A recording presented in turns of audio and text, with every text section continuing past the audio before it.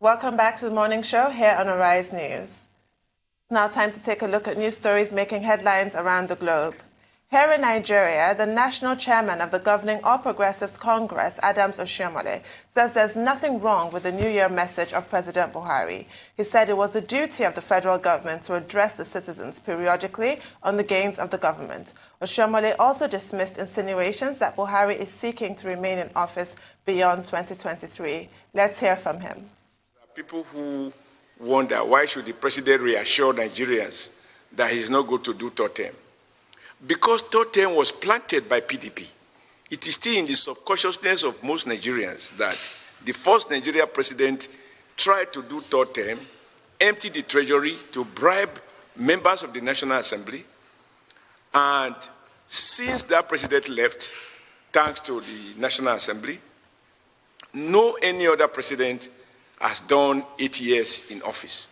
And because there's a level of idleness within a section of the political class, people can sponsor all kinds of publications as to give doubt whether or not president is planning to stay longer. And I think his decision that at every point he needs to remind Nigerians he is not about to do what a PDP president did. Well, APC chairman Adams Oshiomhole gave his stamp of approval to the president's New Year's message. If I recall correctly, you did too. Dr. Abati seems to appreciate, in general terms, what the message contained. And I just feel that for a man of such renowned reticence as President Buhari, a man of such few words, whenever he does communicate with Nigerians, it's welcome. He had a New Year message last year as well, you'll recall. And we always like to hear from the president. I don't understand all the dust that's been arising as a result of that. And also, I do also appreciate the point raised by APC's chairman about the genesis of this third-term agenda. It is, no offense to the present company, a PDP invention, as we all recall. As he said, we'll never forget the huge amounts of money that were being paid to senators and House of Reps members to keep President Obasanjo in power. So that suspicion still lingers in the minds of a lot of Nigerians, even though President Buhari and his party have denied ad nauseum that he has any such sinister plans. Well, quickly, I think that Adams Oshiomhole, the chairman of the APC, while he was speaking to the press after a visit to President Buhari yesterday, trying to say that the third-term agenda is a PDP invention, he has no proof. Because what we know, yes, he was, coming up with a number of insinuations, and he was referring to what happened during President Obasanjo's time, and he was accusing the government at the time of giving money to National Assembly members. Does he have proof? Although he did not clearly mention President Obasanjo, but innuendo, was clear enough. Oh, yeah. But, what he should have addressed more is the substantive issue, the allegation by Femi Falana, SAN, and others, that the present administration is also trying to adopt a number of tactics to see how the tenure of the president can be extended in 2023. Femi Falana, I'm not aware that he's a card-carrying member of the People's Democratic Party. And when he made that statement, he said that indeed in September, a movement for, retaining President Buhari in office, made public statements, and that they were not arrested, nobody intimidated them at a time when critics of government, were being detained and were being intimidated. That was what Femi Falana said. So Femi Falana SAN, throwing up that matter, attracted a reaction from Garuba Shehu. And Garuba Shehu said, Femi Falana was spreading fake news. So that's the contemporary context of it. Now, the president repeatedly, as you pointed out, has denied any plan for a third term in office. He has said nobody should use his name to campaign in 2023, and that he's not going to throw his weight behind anybody. And, the speech that he made, the message that he gave, on New Year's Day, January 2020, yes, opinion is divided about it, but as I have pointed out on this program, I think the message is clearly in order. It tries to raise hope. It tries to, allay people's fears, particularly about this third term agenda. And he made it clear that he's committed to delivering a credible, free and fair election in 2023. And that between now and 2023, his commitment is to leaving a solid legacy. And I think that that's a very good point to make. And again, he made it clear that he's not going to run for any third term. So Adams Oshiomhole playing politics with it, saying that this is a PDP invention, is just playing politics. You know, the position of the president is what we should all hold on to. And I have added that if perchance anybody, because you know Nigerians can be thick-headed sometimes, there are some persons among us who will dare anybody and would then begin to start a campaign. And I've said that the president or the relevant authorities, should that happen, should go after such persons, because that will amount to violating the Constitution, that will amount to an attempt to cause chaos in Nigeria, because you can be very sure other interested parties will insist on the sanctity of the Constitution, which provides only for 2 terms. Absolutely. So it needs to go beyond mere denials at this point, and action needs to be taken. You're right. Now, a building belonging to the family of former Nigerian Senate President Dr. Bukola Saraki was demolished early this morning after security operatives dispersed protesters, including aged women, within the complex vicinity. The Kwara state government has been accused of carrying out the demolition exercise at midnight to avoid clashes with loyalists of the former Senate president who had been keeping vigil in the area. The state governor, Abdulrahman Abdulrazak, in December announced his decision to revoke the ownership of the property, which was put up by the late Dr. Olushola Saraki, the father of the former Senate president. He said the land was originally designated for the construction of a secretariat and parking lot of the civil service clinic, and that it was unlawfully allocated to a private firm without any record of payment to the state government. But former Senate President Bukola Saraki insists his late father lawfully acquired the land from the state government. Now, as you said earlier, Dr. Abati, we're going to be joined by Mr. Bello to discuss this in detail. But, you know, anything that's done, any operation under the cover of darkness, all these clandestine moves, it doesn't look very good. The optics are pretty appalling. It does look personal. But obviously, when we look beyond the optics into the facts, was the land lawfully acquired or not? We need to get into that and, you know, try and put away politicking and sentiments and really address the larger question of the way a lot of property is appropriated in Nigeria by, you know, the political class or political elite, and whether or not, you know, it's lawfully acquired. What papers do you have? What proof of payment exists? These are the questions that need to be asked. Well, the Land Use Act, as you know, well know, vests, ownership of land in the governor of the state, and it holds the land in trust for the people. And it's also the governor that, you know, issues a certificate of occupancy and all of that. In this particular case, under the Land Use Act also, a governor can choose to revoke, you know, a certificate of occupancy, yes, and take the land back in public interest. Now, what the problem is here is that Governor Abdulrazak of Kwara State seems to be embarking on political vendetta. Exactly. This is an extension of the intimidation and victimization of the Saraki family, and particularly Dr. Saraki, the former Senate president, under the Otoge campaign. So it looks like the Otoge campaign has been taken up now officially by Governor Abdulrazak. Now, you said the optics look really bad. Yes, because one, this was done under the cover of darkness. And we had seen that kind of tactics before. I think in Enugu State, where a sitting governor decided to demolish, you know, the leader of the opposition's building, and overnight the place was turned into a garbage dump site. And, you know, this is an equivalent of it. And I think that Governor Abdulrazak, you know, should not engage in revenge mission, in vendetta, in an attempt to either curtail the influence of the Saraki family or to preserve himself in office. Going to demolish the building at 3:30 a.m., you know, under the cover of night, is really, really untidy. What the governor is saying, or his officials are saying, is that they didn't want to be resisted by the people, because previous attempts had been made on December 30 and also earlier in the week, and the people resisted. And of course, they had to go in the night to go and demolish it. What even makes it even uglier is the fact that the trustees of the Saraki family had gone to Saraki Legacy Trust, which is called. The leaders of that legacy trust had gone to court. They had filed a matter at the Ilorin High Court, Asa Investment versus Governor of Kwara State and others. And that matter was still pending. And rather than respect the fact that this had become a matter of legal contention, it's really condemnable that the governor will give an order, ahead of the court to go and demolish the building.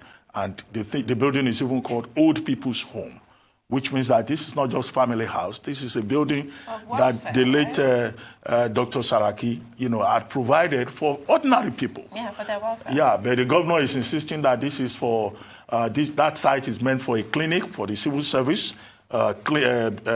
building, or for federal secretariat or state secretariat.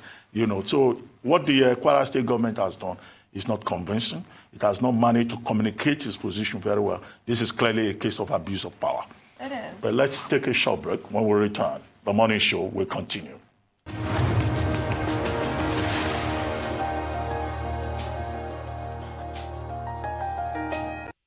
Welcome back to the morning show. We're still on the news headlines.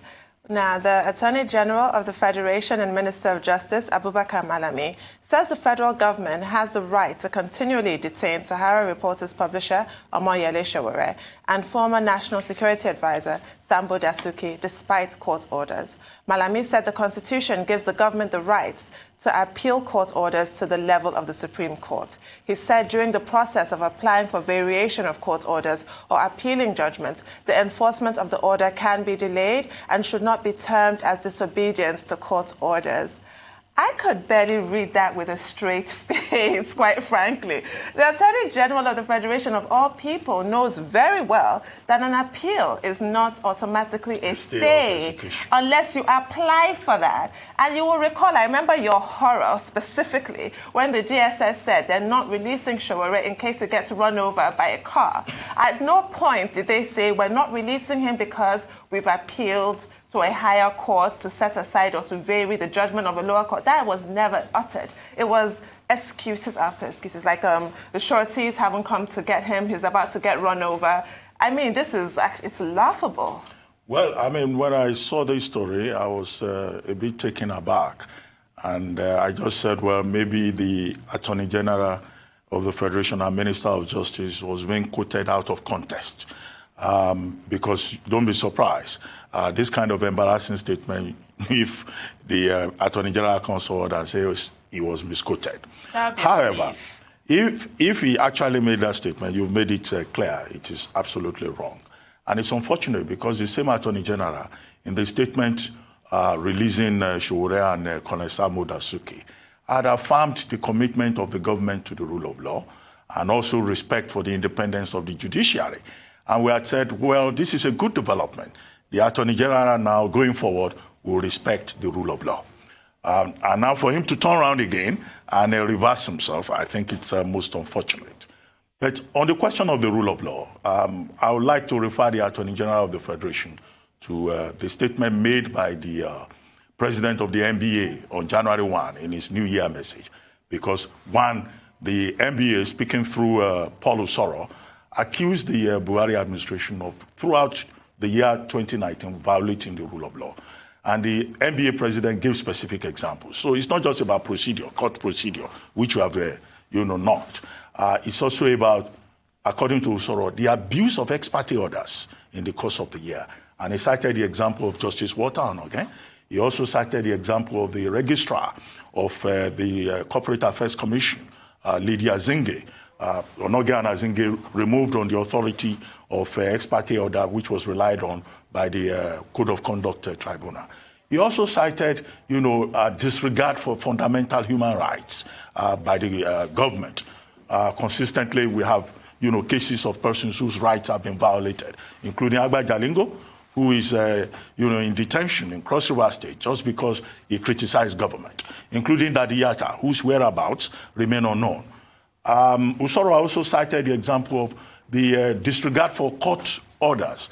We've talked about Showore and Sambo Dasuki. SERAP, Socio-Economic Responsibility and Accountability Project, went to court on 4 different matters requiring certain clarifications from government. And the court ruled in favor of SERAP.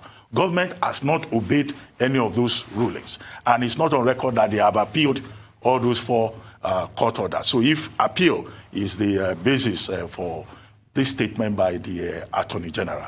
And then also, there was also the case of the invasion of the court, in the Showore case. So these are very open examples of violations of the rule of law. And I think that the Attorney General should just reverse himself and continue to toe the path of respect for the rule of law, which he says government will be committed to. And then also align with the position of the president that going forward, his government, will always respect the rule of law. Thank you, Dr. Batsi. Now we have Aaron Akerejola joining us to talk about sports. Morning, Aaron. Good morning, Aaron. Great to see you. Good morning. You're looking good. Thank you. Color coordination this morning. Thank you, Aaron. Happy New Year, by the way. Happy New Here on the Year. point. No, He wants to join All right, okay. Let's see. There are quite a lot of stories making the headlines in sports, but this has been garnering heat for a long time, and it's almost reaching boiling point, and that's the fact that Paul Pogba's Manchester United career is over, with both the player and the club desperate for a parting of the ways. His Red Devils teammates are convinced that there is no way back for the Frenchman, who fears the club remains 2 or 3 years behind Manchester City and Liverpool. United bought the man for £89 million, and he believes he cannot afford to hang around as he chases more titles. Paul Pogba, who is 26, has made just 2 sub-appearances since late September due to an ankle injury. And the man has been injured. He has returned from injury. And people have questioned the fact that while he was injured, he went to the United States. He was supposed to be recouping. We saw him playing basketball. We saw him surfing. We saw him sunbathing. We saw him doing everything rather than probably putting his head right and trying to get back from injury. He returned back. He said he had an illness and he couldn't play a game 2 weeks ago. And 2 days later, video surfaced online where his brother was getting married and he was gyrating, celebrating, and being all happy. And the question is, you're being paid well over £250,000 a week. You've set the club back by £89.3 million when they bought him from Juventus in 2016. And yet this man has refused to listen for Manchester United for these obvious reasons that he feels Manchester United are not big enough to accommodate his talents. I know you are very critical of Pogba. Because your position is that he's overpaid and underworked. Yes. And in that regard, you may be right. He's had only about 7 appearances this season. And in some of the major matches as a substitute. But the truth of the matter is that it is established that he has ankle injury. The Man U medical team confirmed this. His own agent and his own officials also confirmed this. And what Solskjaer, the coach, has said is that, look, he really cannot afford to let him go. That, he considers him one of the world's best midfielders. And as I said yesterday, the coach was saying that what the doctors, both the club doctors and his own doctors, have told them is that he will be fit, he should go for the operation, for the ankle operation, and that he should be okay within 3 to 4 weeks. So there is a time frame to it. And according to his agent too, that's Pogba's agent, Pogba himself does not want to leave. Okay? The agent... That's the claim by the agent. Yeah, the agent... A very dodgy agent who was paid £23.6 million to have Pogba move from Juventus to Manchester United. As a matter of fact, the reason why I don't believe anything the agent says, there was a young star, Haaland, who just made a move right now to Borussia Dortmund. And the reason why he didn't come to Manchester United was because Manchester United weren't willing to shell out another maybe £20 million to just wet his beak. And you look at that and you say to yourself, Pogba might say he's injured, but we all know players. If you tell the doctor... You see him on those trips playing football. No, he didn't play football. The kind of physical exertion that you need on the football pitch is not the one you need at the beach. It's not what you need at a wedding party.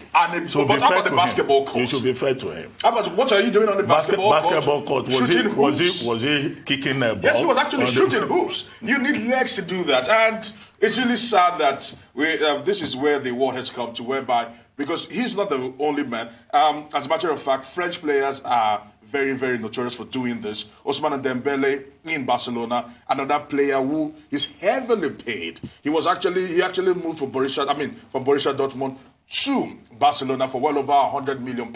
Well, heavily in paid. Any case, and always Pogba may not be leaving very soon. I because think they don't want to sell him. His coach doesn't think he should be sold. And in any case, his agent talking to Real Madrid. Real Madrid doesn't seem to be excited about him. They prefer a younger player. Not with that work ethic. Who's going to be excited about that? Okay, moving away from naughty boys to people that at least putting up a good showing. Don't give up on Portugal. No, I say it as it is. I think he's overpaid and he's ripping Manchester United off. That's my opinion. He's ripping them off, in my own opinion. But let's tell you about a beautiful lady that has been turning heads the world over, talking about Super Falcons star. Yes, she has been turning heads for the right reasons, not like Pogba, who is probably doing it for the wrong reasons. Aziza Doshola has returned to work and was in training on Thursday as the team trained ahead of the next league match. Let's say the Barcelona striker Aziza Doshola is back in Spain after visiting her family members in Nigeria. The Nigeria international took off on the 23rd of December after guiding the Catalan Giants to a 3-1 triumph against Tenerife in a Spanish Primera match played at the Estadio Johan Cruyff.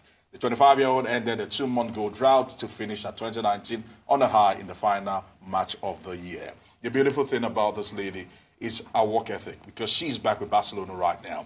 She should be returning in some few days back to Barcelona Femeni.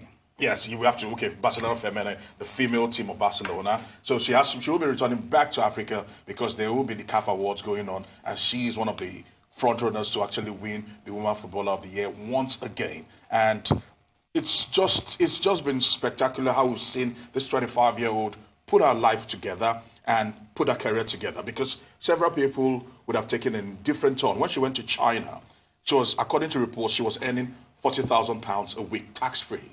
And she left that to come to Europe. Certainly, she was going to take a massive pay cut coming to Barcelona to pay, because no one was going to pay her that amount of wages, especially in women's football. Of course, talk about pay disparity in football, talk for another day. But certainly, she's earning less. But she wants to be out there playing for one of the best teams. And I must commend her. She's doing well, both for club and country. Yeah, she's definitely outstanding. Three-time winner of the African Player Award, yes. Multiple winner of the Golden Ball, the Golden Foot, and all of that.